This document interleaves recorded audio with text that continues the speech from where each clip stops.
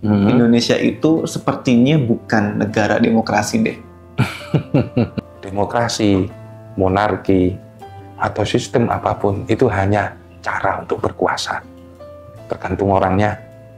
Selama orang itu baik, insya Allah, dan didukung oleh orang-orang baik, maka yang terlahir adalah rakyat yang baik.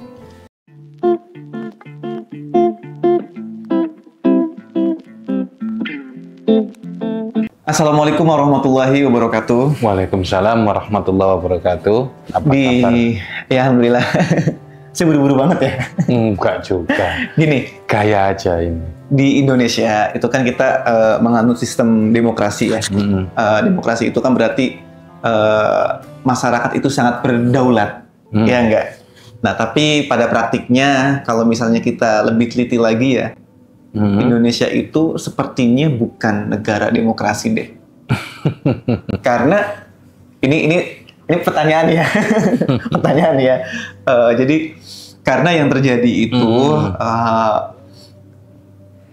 ketika pemilihan umum itu sudah tahu siapa yang menang, ya kan? Dan ketika masyarakat mengkritik, maka masyarakat itu sendiri atau seseorang itu yang mengkritik maka dia akan kena imbasnya. Nah, artinya apakah sistem demokrasi itu sesuai dengan kaidah Islam atau memang masyarakat di Indonesia belum pantas untuk menganut sistem demokrasi atau gimana pandangan Ustadz? Demokrasi itu apa sih? Jadi sistem kepemimpinan itu ya dipilih oleh rakyat, ya kan? Jadi ada sistem perhitungan, ya kayak di Indonesia ini sistem demokrasi. Ya, itu adalah menjadikan rakyat sebagai penguasa. Ya, harusnya. Berdaulat lah istilahnya, untuk menentukan nasibnya sendiri, kan gitu. Ya, ini kemudian apa yang menjadi nilai universal di masa sekarang. Gitu loh. Ya. Sebenarnya bahwa pemimpin itu adalah pelayan rakyat, itu sudah ada di dalam khazanah agama. Bahkan sebelum agama Islam datang, itu Sayyidul Qaum khodimuhum. Pemimpin suatu kaum adalah pelayan mereka. Jadi upaya untuk memberikan pengayoman, memberikan keadilan, itu sebenarnya terletak pada pemimpin itu sendiri. Nah, itu sudah ada di dalam Islam.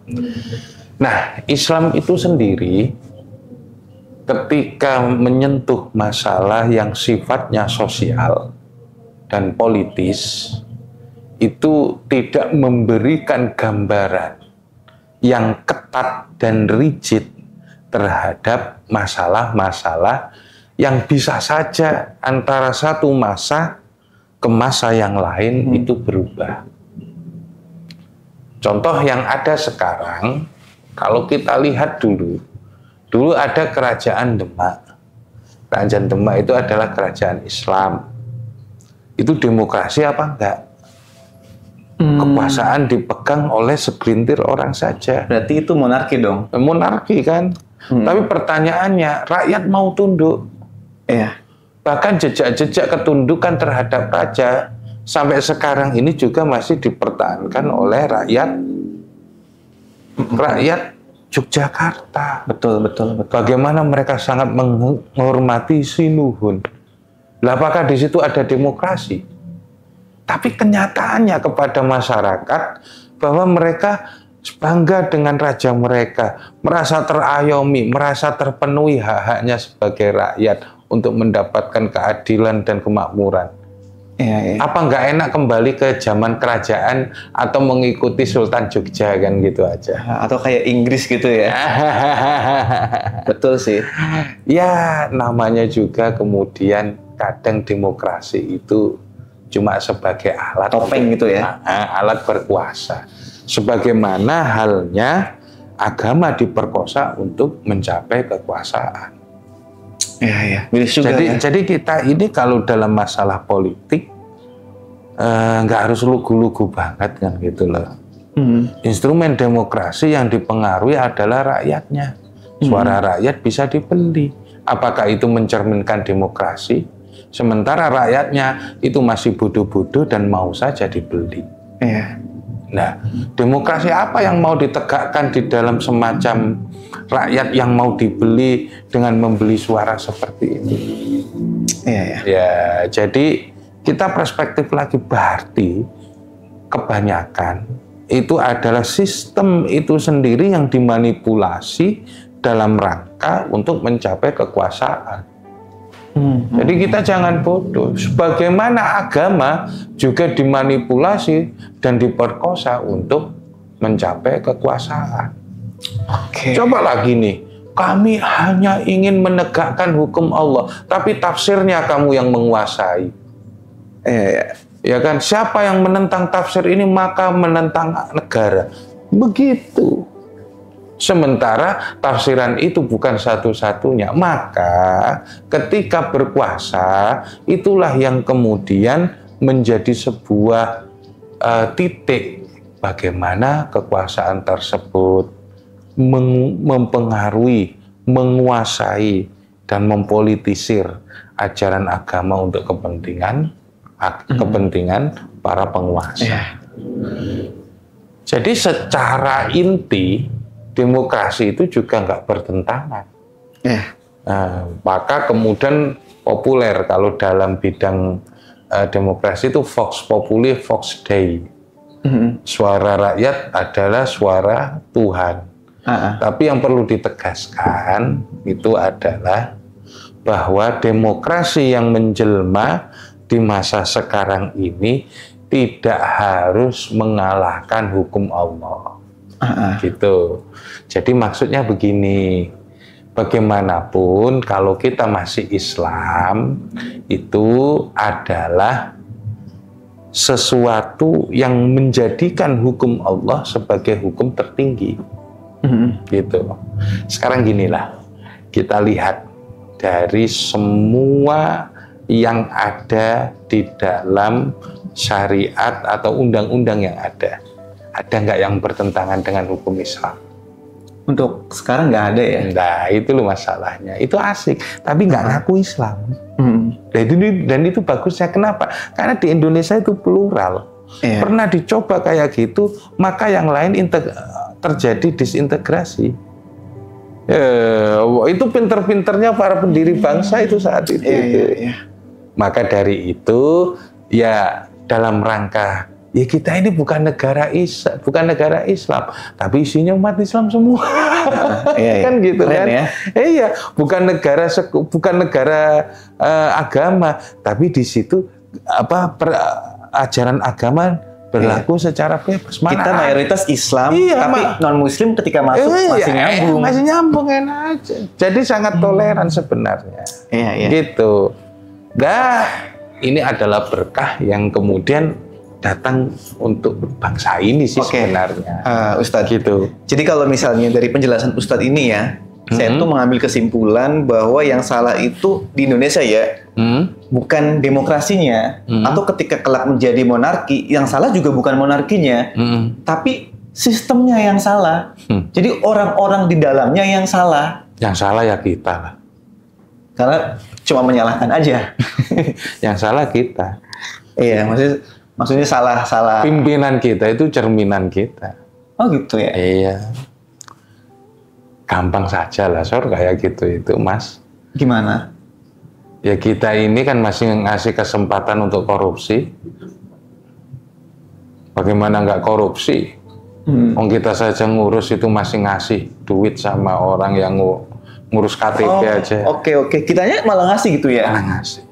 Karena mungkin nanti nggak mau dipersulit atau apa. Gitu loh. Coba kalau kemudian kita datang nggak ngasih terus untuk dikasih pelajaran dan itu dilakukan gerakan secara massal. Nanti yang korupsi malu sendiri. Betul. Yang salah kan kita, itu cerminan kita. Kita apa ya? Kita malah menormalisasi gitu ya? Normalisasi hal yang semacam itu. Jadi kalau ada pemimpin yang korup, itu cerminan kita kok. gitu. Kenapa? Ya kita sendiri nggak mau melakukan gerakan perubahan secara berlanjut. Kita masih mau enak-enakan ngurus KTP, bayar orang, selesai. Daripada ribet kan gitu kan. Apa aja di birokrasi kan kayak gitu semuanya. Gitu. Jadi apapun itu sistemnya, ya kan? Itu kalau jalanin karena apapun itu sistemnya, kalau orangnya itu buruk, kan gitu ya. Ya itu sistem itu kemudian dieksploitasi dan dieksplorasi untuk kepentingan orang itu. Ya. Entah itu atas nama Tuhan, entah itu atas nama demokrasi, entah itu atas nama keadilan. Repot ya? Ya repot ya. Jadi kalau secara inti awalnya kan gitu loh, inti awalnya demokrasi itu nggak bertentangan dengan Islam asal hukum yang tertinggi tetap kembali kepada Allah dan Rasulnya. Iya. Nah, sementara untuk hal-hal yang sifatnya teknis, kemudian membutuhkan kerjasama yang banyak, kan itu dibicarakan. Nah, itu yang menjadi ranah kita untuk melakukan musyawarah. Baiknya gimana? Kan gitu. Oke. Jadi gampangnya gini contohnya. Islam itu kan salah satunya untuk sholat diharuskan membangun masjid. Yeah. Nah, masjid itu sebagai suatu yang sifatnya ketentuan dari Allah. Tapi bentuknya pakai kubah bertingkat atau kubah bulat, itu siapa yang nentuin? Ya kita sendiri. Berarti itu kan lewat mekanisme yang namanya tukang gitu demokrasi, melibatkan tukang, melibatkan siapa semua, kan gitu loh maksudnya. Lah disitulah demokrasi itu ada, ya kan? Ya kalau kemudian buat kubah besar, kalau dananya nggak cukup, kan gitu kan? Lah di situ ada tawar menawar, tapi itu bentuknya harus masjid. Gitu loh maksudnya. Justru gini Ustadz, kalau misalkan mentalitas masyarakat bangsa kita nih ya, atau bangsa manapun ya, jika mentalitas masyarakatnya itu bagus, justru sistem demokrasi itu juga akan bagus untuk pemerintah, ya kan? Nggak harus gitu juga. Gimana emang? Masyarakat yang maju kadang nggak perlu sesuatu yang sifatnya demokrasi amat kan gitu. Berarti Ustadz lebih pro dengan monarki nih? Apa gimana sistem kerajaan? Yang dibutuhkan masyarakat itu apa coba? Hari ini, kayaknya kalau kita ngelihat ya hari ini tuh kayaknya kita membutuhkan sistem monarki deh. Udah pokoknya taat aja udah sama atasan gitu, taat aja sama pemerintah. Menurut saya, yang dibutuhkan masyarakat itulah yang kemudian membuat masyarakat nyaman dan kemudian mempertahankan apapun itu bentuk pemerintahan. Oke, berarti artinya masyarakat udah nyaman kayak gini ya, sebenarnya gitu? Oh, bukan begitu maksud saya. Gimana? Brunei itu ada nggak? Ada. Maksud saya, Brunei itu kenapa rakyatnya nggak bergeser untuk memberontak terhadap Hasan al-Bolkiah? Itu kenapa kira-kira? Nggak berani. Nggak berani kenapa? Nggak berani sama pemerintah. Pertanyaannya sekarang, adakah saingan yang lain yang ingin merebut kekuasaan Hasan al-Bolkiah? Nggak ada ya? Nah itu loh. Berarti rakyatnya kan enjoy aja. Ya, meskipun dia dibatasi dengan berbagai hal yang sifatnya menekan, represif terhadap mereka. Tapi kemudian mereka mendapatkan tunjangan yang sekolah, kemudian dibiayai dan harus jadi dokter dengan biaya penuh dari pemerintah. Lah kita dokter bayar sendiri, nyari makan sendiri, kan gitu. Sehingga kemudian kabur aja deh, kan gitu. Bingung ya? Bingung kan gitu. Pemerintah bahkan itu, setelah dokter nganggur kan banyak kan gitu. Misalnya kita ya, kita sekolah bayar sendiri, apa-apa bayar sendiri. Tapi kurikulum pendidikan itu diatur oleh pemerintah. Dah, ya nggak tahu. Ya itu kan termasuk kita yang menentukan menterinya. Iya. Bulat lagi, jadi bangsa itu loh yang kemudian akan maju itu adalah bangsa yang terus mau belajar dari kegagalan. Kalau kita dulu punya misalnya warisan sebuah wisdom kebijakan kan gitu, sebenarnya kan kembalinya ke sana. Ya kan kembalinya ke sana kan gitu loh. Raja Jawa, kemudian bagaimana yang seharusnya itu bagus. Kan ada yang seperti itu, wisdom apa kebijakan-kebijakan kita yang ada seperti itu. Artinya ya kita itu ya jangan nyalakan sistemnya lah kan gitu. Ada yang sistemnya itu tradisional kan gitu ya kan. Tapi rakyatnya itu aman, terjamin kan gitu. Kemudahan untuk mendapatkan akses pendidikan itu tercapai, kemudian untuk mendapatkan akses pekerjaan yang cukup untuk menafkahi diri sendiri itu ada. Pemerintah mampu menyediakan lapangan kerja, mendatangkan investasi.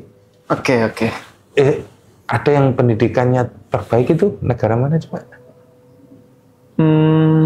Prancis bukan? Finlandia. Oh ya Finlandia. Betul. Ya kan sekolahnya berapa? Cuma 5 jam.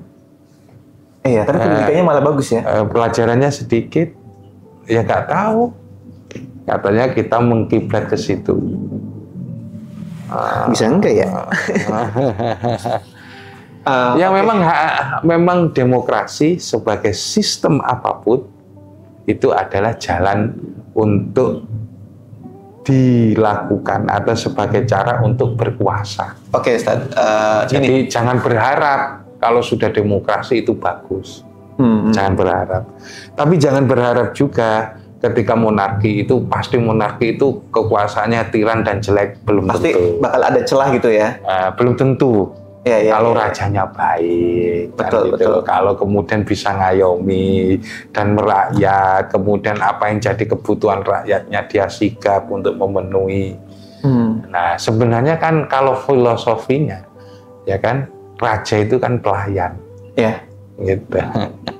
Mau melayani apa enggak gitu ya? Agar kekuasaannya langgeng, ya kan, ya dia harus melayani rakyatnya kan gitu. Oke, Ustadz, jadi kan sebenarnya sistem demokrasi itu ya tidak mensalahi syariat Islam ya? Enggak ada. Enggak ada yang salah dari begitu juga sistem monarki. Enggak ada juga. Enggak ada juga. Oke. Yang salah itu adalah menafikan hukum Tuhan. Oke. Gini Ustadz, maksud saya gini.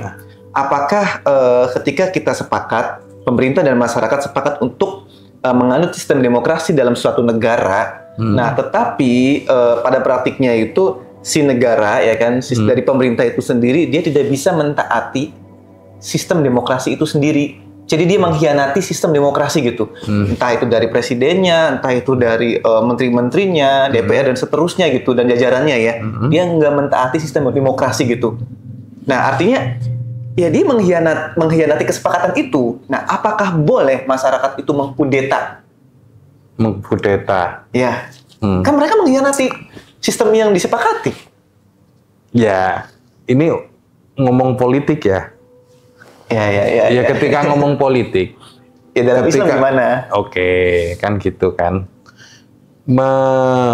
Mengingkari atau mengkhianati kesepakatan dari sistem demokrasi itu sendiri. Pertanyaannya sekarang, apakah pemerintah akan membuat alasan atau argumen bahwa sebenarnya dia seperti itu adalah menjalankan sistem demokrasi, konstitusi atau sistem demokrasi? Bisa seperti itu, Sor. Iya. Bisa seperti itu, Mas. Iya. Masyarakat atau pemerintah, bagaimana mungkin tafsir kekuasaan ada di tangan mereka, yang punya senjata mereka. Dia bisa saja bahwa saya seperti ini adalah demi rakyat, kan gitu. Padahal hakikatnya kan bisa saja itu berbalik. Iya kan? Kan kalau misalnya kita mengacu pada sistem demokrasi itu sendiri, itu kan ada hakikatnya, ada definisinya. Oke, seperti itu. Tapi dalam rinciannya yang selanjutnya, pemerintah yang berkuasa itu bisa membuat aturan sendiri. Bukan membuat aturan sendiri, menafsirkan isi demokrasi itu sesuai sesukanya. Sesuka udel sendiri. Udel sendiri. Akhirnya kita nggak bisa apa-apa gitu. Nah itu, ya kan? Misalnya gini, demokrasi yang ada itu kemudian terbentuk dalam perwakilan. Perwakilannya adalah parlemen. Parlemen itu, kalau semua parlemennya itu disogok dan mendukung presiden, misalnya kan gitu, apa yang menjadi kebijakannya, kira-kira padahal itu menindas rakyat. Apakah itu demokrasi? Sementara parlemennya sendiri, DPR-nya sendiri itu pada doyan duit kan gitu. Saya boleh pegang kepala nggak Ustaz? Nah iya, jadi jangan terlalu kemudian menghambakan demokrasi atau apa kan gitu kan. Kalau parlemennya itu kemudian tegas, DPR enggak saya walk out, kan kemudian membuat gerakan yang kemudian berpihak kepada rakyat, ya dia akan menentang presiden. Karena di situ demokrasi bagaimanapun kalau menurut teori trias politika kan gitu kan, ada 3 kekuasaan yang berdiri sendiri dan saling kontrol. Kalau eksekutifnya itu ngawur kan gitu, diingetin oleh legislatif. Saling mengingatkan gitu. Saling mengingatkan. Tapi ternyata realitanya bukan saling kontrol. Kalau kemudian antara eksekutif sama legislatif itu kong kaling kong, ya sudah. Pokoknya kita nggak usah saling kontrol ya, yang penting kita saling menguntungkan. yang penting gue kenyang lu kenyang kan gitu. Apa nggak diatur kayak gitu? Iya. Aduh, repot juga ya. Itu loh. Inilah sisi gelap dari demokrasi. Bukan ngomong demokrasi aja, kekuasaan juga kayak gitu. Ya, demokrasi itu cuma legitimasi saja.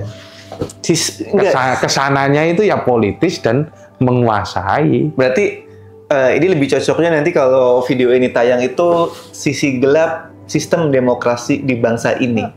Bahaya nggak ya? Apa nih Ustaz?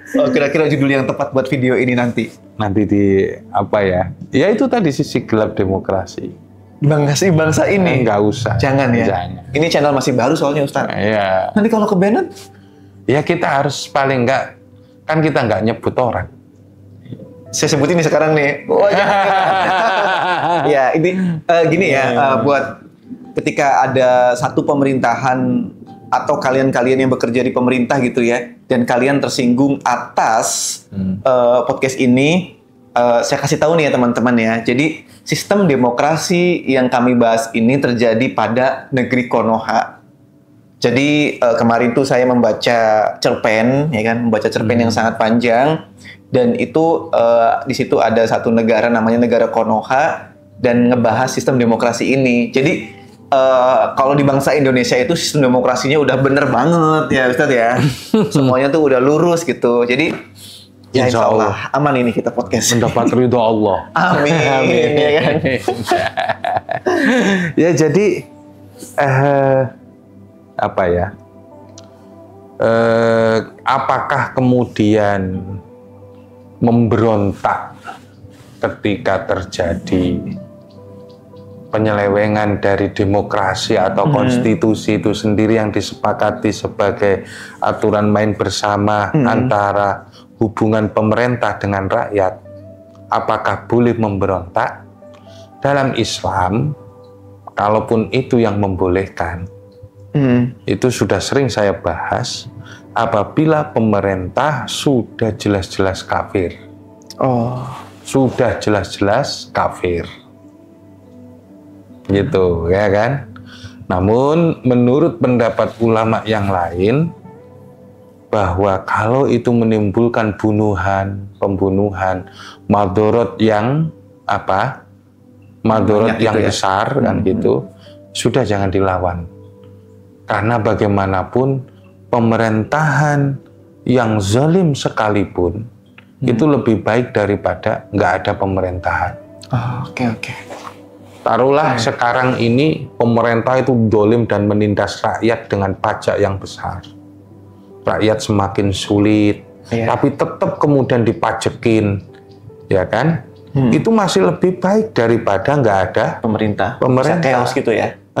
Iya bisa chaos. Bisa chaos, penjarahan. Meskipun yang berkuasa di atas itu para penggarong, para mafia, para penjahat yang cuma nguras duit rakyat kan gitu kan, itu lebih baik daripada nggak ada pemerintah. Tugas kita ya cuma bisa podcast dan ngingetin kayak gini aja. Ya Allah. Ya mudah-mudahan ini jihad yang paling luhur, yaitu mengeluarkan, yaitu mengatakan yang hak pada penguasa yang dolim. Dan saya juga percaya ya Ustadz ya, kemungkinan nih yang nonton podcast ini gitu ya, anak remaja gitu, dan kelak dia bisa menjadi pemimpin di negeri ini. Ya mudah-mudahan. Dan akhirnya dia menjadi pemimpin yang jujur gara-gara podcast ini. Mudah-mudahan ada perubahan. Amin.